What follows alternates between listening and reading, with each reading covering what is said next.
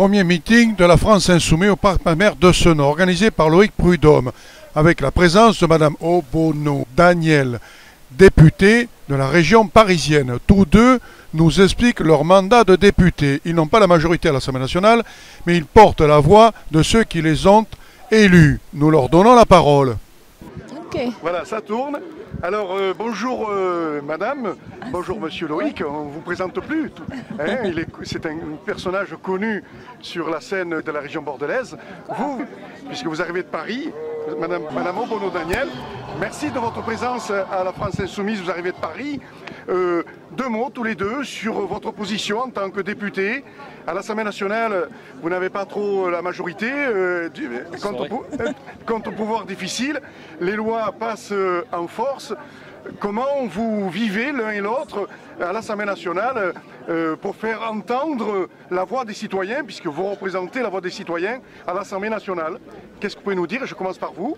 Moi? Oui. Mais écoutez, nous déjà, c'est vrai qu'on est 17, oui.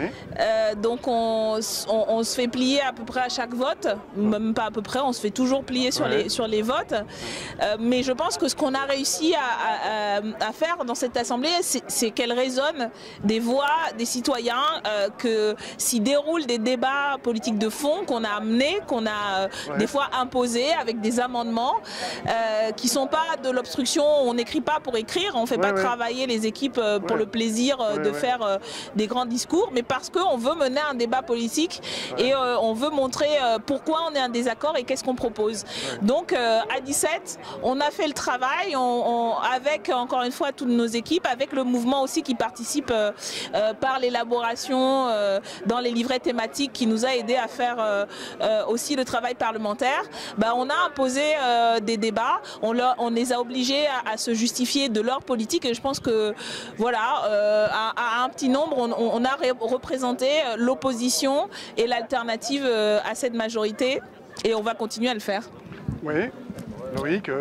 Oui, alors hormis ce fait avéré qu'on est l'opposition aujourd'hui qui propose, c'est que aussi on a pu en un an apprendre aussi ce travail parlementaire, parce que c'est quand même une question qui est importante, c'est qu'il faut comprendre cette mécanique parlementaire pour pouvoir, ce que disait Daniel, proposer, avoir des amendements qui soient entendus, qui soient déjà retenus et qui permettent de proposer l'alternative que l'on porte depuis plusieurs mois maintenant. Donc je trouve que c'est intéressant aussi d'appuyer sur le fait qu'on a pu acquérir cette compétence à écrire la loi, parce que demain, comme il va falloir bien sûr qu'on réécrive tout ce qui est en train d'être tricoté, qu'on le réécrive d'une manière qui soit dans le sens progressiste que l'on développe, qu'on soit en capacité de le faire, et cette compétence, on a pu l'acquérir depuis un an.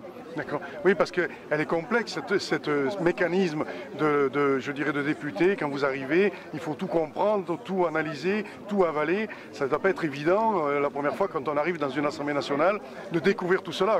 Oui, clairement, la mécanique parlementaire est une lourde machine avec de multiples rouages. Alors, je ne prétends pas qu'on les a encore tous explorés et compris, mais quand même une bonne partie. Et donc ça, c'est une première chose. Et puis, on a intérêt à bien la comprendre, parce qu'il va falloir qu'on la démonte complètement, cette mécanique, pour construire une autre qui sera la mécanique de la 6e République que l'on appelle de nos voeux. Mais moi je trouve que ce qui est intéressant, c'est que justement on est pour notre grande majorité pas des professionnels de la politique, on est des syndicalistes, des aides-soignants, et en même temps on a montré que quand on avait les moyens aussi d'en faire rabattre aux ministres, aux technocrates, etc., qu'on pouvait s'approprier, se réapproprier des citoyens comme les autres, élus députés, pour montrer aussi que c'est pas, il n'y a pas une distance folle entre les gens, quoi. Nous sommes des citoyens, nous étions il y a un an, voilà, des salariés, des chercheurs, comme tout le monde, et donc on a cette responsabilité aujourd'hui, mais tout le monde est capable, si nous on est capable de le faire, d'autres aussi le sont, et je pense que c'est aussi ce message-là de montrer que la politique ou les responsabilités politiques, c'est pas un espèce de truc inaccessible. Il faut avoir fait bac+10, etc. C'est comme ça qu'ils l'ont construit, justement pour éloigner encore plus, parce que c'est les experts qui sont censés tout savoir. Oui, il faut savoir des choses, mais ça s'apprend. On apprend. Nous, on a appris sur le tas. Voilà, moi, c'est mon premier mandat. Toi aussi. On a appris parce que collectivement, il y a un travail qui avait été fait. On a un programme, mais voilà, c'est aussi ce message-là de citoyenneté active, de démocratie active, et tout le monde peut s'emparer de ces problèmes-là. Nous, en tant que députés, on l'a fait. Les citoyens aussi, ils savent le faire. On peut. Chacun et chacune d'entre nous peut le faire. Fallait-il arriver au pouvoir un petit peu pour justement faire avancer les choses, que quand vous n'y étiez pas député, ça avait du mal à avancer. Étant donné que vous arrivez en tant que député, vous pouvez faire mieux bousculer les choses et puis véritablement dire à ceux qui sont en face de vous, comme la politique de Macron, dire mais on est là, on était en bas, maintenant nous sommes au cœur du pouvoir et on va essayer de faire changer les choses et porter la parole du citoyen au cœur de cette Assemblée nationale. Oui, mais c'est ce que vient de dire Daniel, c'est qu'avant on pouvait nous opposer, vous n'êtes pas les experts, vous n'êtes pas les élites qui écrivent la loi pour ceux d'en bas. Aujourd'hui, non, clairement, on a prouvé qu'on était compétents, largement meilleurs que certains d'entre eux, voire que la plupart, pour écrire des choses qui servent l'intérêt général. Donc c'est ça qu'on a regagné, et puis qu'on a pu regagner, mais pas que pour nous, pour l'ensemble des insoumis, des insoumises, des citoyens qui étaient orphelins aussi d'une représentation politique. Si aujourd'hui, vous avez à chaque élection plus de 50% des gens qui vont plus voter, c'est parce qu'ils ne se retrouvaient pas non plus dans ces élites pensantes qui pensaient pour eux. Donc moi je pense qu'on a réussi à briser cette frontière. J'espère que ça va se retrouver dans les prises de conscience aussi de nos concitoyens, à reprendre leur bulletin de vote comme une arme vraiment pour changer les choses, pour réécrire l'histoire, mais notre histoire, pas l'histoire de l'oligarchie.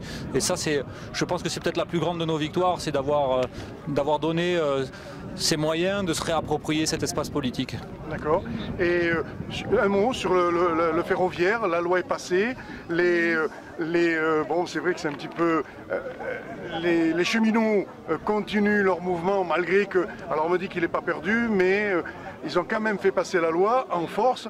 Est-ce que tout cela, malheureusement, malgré cette politique et que l'opposition a du mal à se faire entendre, ça risque pas d'être payable en 2022, que la majorité du gouvernement risque de prendre la porte comme Sarkozy et que le peuple va dire on vous vire avec perte et fracas? Alors sur la réforme ferroviaire, moi j'étais au cœur de ce texte de loi, donc on a vu quelle était la logique de cette loi. C'est la continuité de 97 et de 2006 où il s'agit de vendre à la découpe le service public pour donner les plus beaux morceaux à la concurrence et donc au privé qui vont faire de l'argent sur notre dos, puisque les infrastructures ferroviaires seront évidemment toujours à notre charge parce qu'il ne peut pas en être autrement. Donc ça c'est leur projet. Après, est-ce qu'il faudra attendre 2022 pour reconstruire? J'espère que non. Aujourd'hui, la loi est votée. Nous, on soutient encore tous les cheminots qui sont engagés parce qu'il y a quand même une chose essentielle, c'est que malgré le message des médias dominants aussi de nous faire croire que les cheminots se mobilisaient pour leur statut, c'est pas vrai. Ils se mobilisent pour une entreprise ferroviaire qui est une entreprise d'intérêt général, parce qu'elle est aussi au cœur de la transition écologique que nous on porte.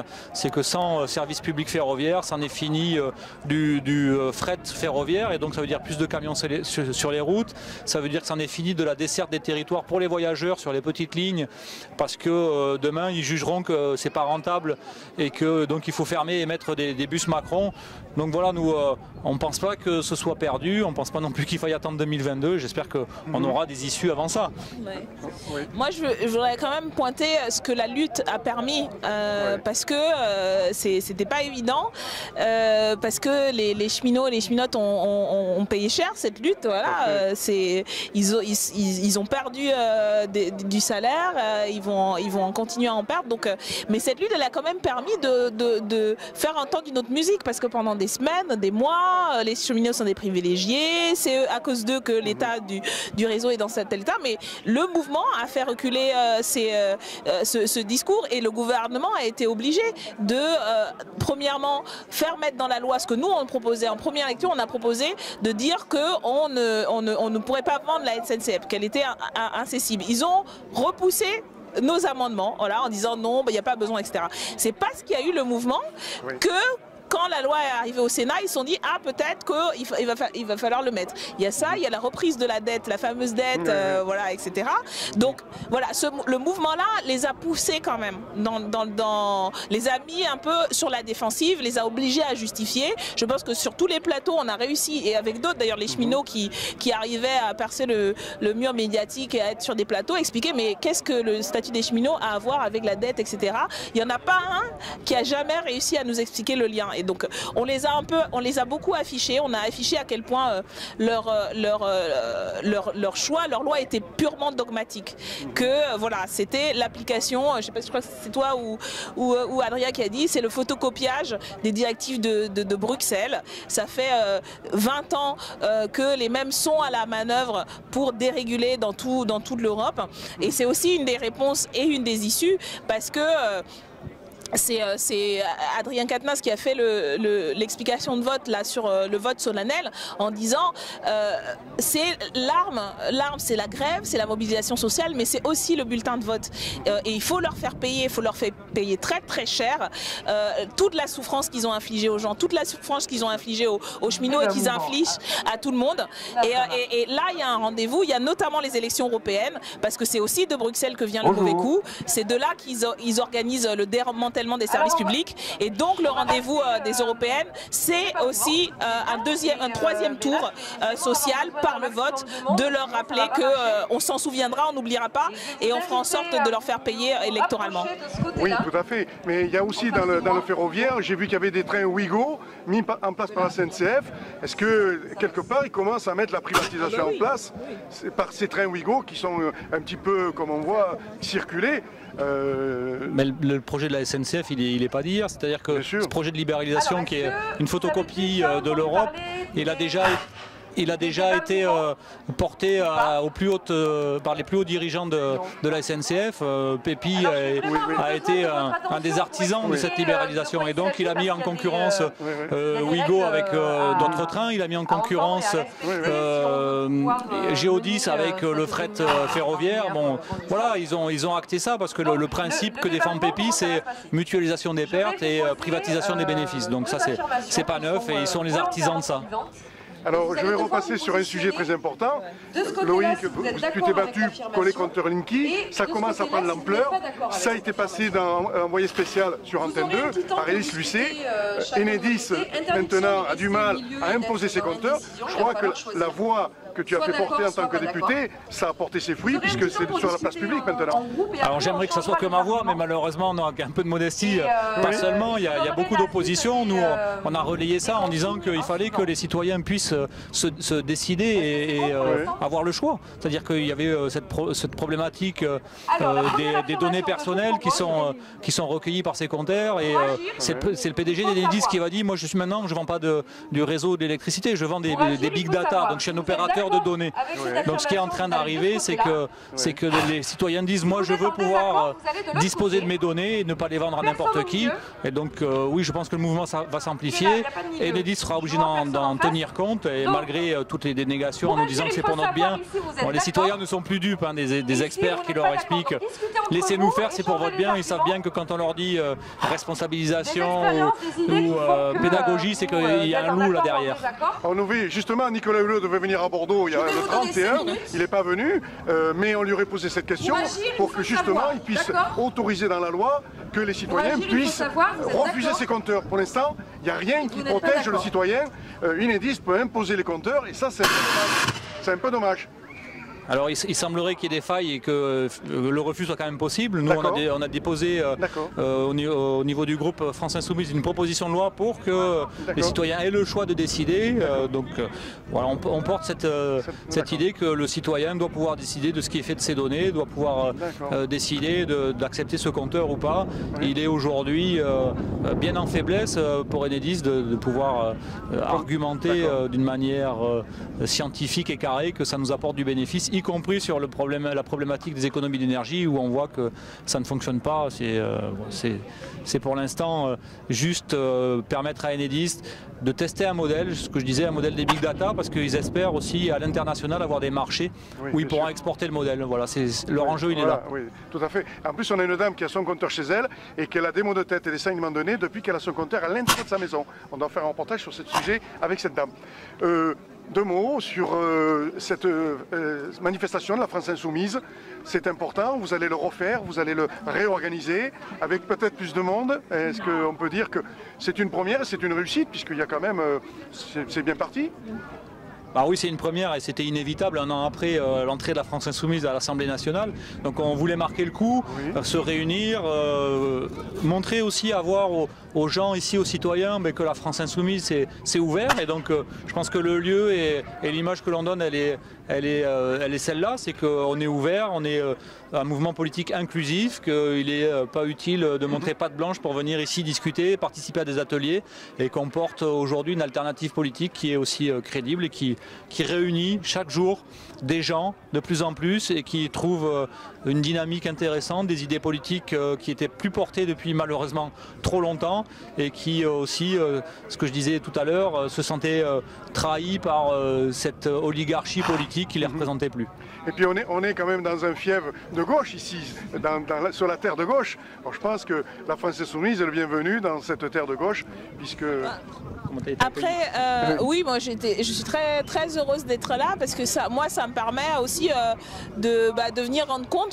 On est député élu sur une circonscription, mais on est les députés de tous les citoyens et citoyennes, et donc être ici, c'est aussi assurer mon devoir de député, de venir expliquer ce qu'on fait à l'Assemblée nationale, qu'est-ce qu'on a défendu, comment on le fait. Donc moi, ça participe de ma responsabilité, et puis je suis très heureuse de rencontrer les insoumis et insoumises de Gironde, de savoir ce qu'ils font, de pouvoir en plus voir qu'est-ce qu'on fait pareil, qu'est-ce qu'on fait différemment entre Paris et ici.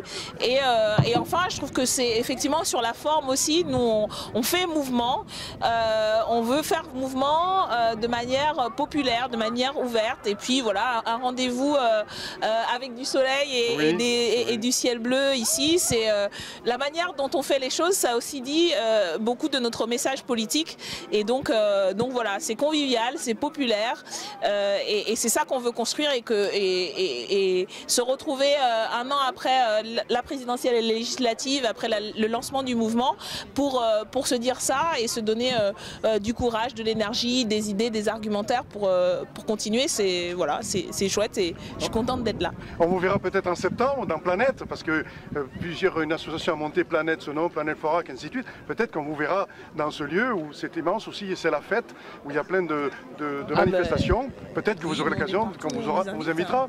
Partout où on est invité, que voilà, c'est populaire et que ça participe à agréger aussi autour d'un avenir qui serait un avenir commun, et sur du mieux vivre ensemble, on répond présent à chaque fois.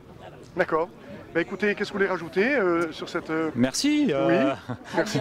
Merci à vous deux. Et puis bonne continuation. Puis on continuera à vous suivre dans ce que vous faites, votre mandat de député jusqu'à la fin. Et puis n'hésitez pas à venir nous rencontrer pour nous parler si vous avez envie de nous dire des choses. Vous avez la parole, vous êtes le bienvenu dans ces débats et dans cette émission où on donne la parole à nos concitoyens. Voilà. Merci aux médias citoyens TB 33 Bordeaux. Voilà. Et merci, oui, parce que c'est important, ça c'est une dimension que nous on soutient aussi. Une démarche citoyenne, de se réapproprier la parole médiatique, d'être son propre média. Voilà. Je pense que ça participe de ce que nous, l'idée qu'on se fait de la révolution citoyenne. Et donc merci à vous pour le travail que vous faites, et à bientôt. La révolution est en marche, on peut dire. Non. Pas encore. C'est pas encore le mai 68, il n'est pas là, mais il ne serait tardé si Macron continue sa politique. Voilà. Merci à vous deux. Merci, bon retour à vous à Paris. Et puis on vous suivra, et on suivra ce que vous faites, le travail que vous faites à l'Assemblée nationale pour nos concitoyens. Merci à vous deux, c'est gentil. Merci Jacques.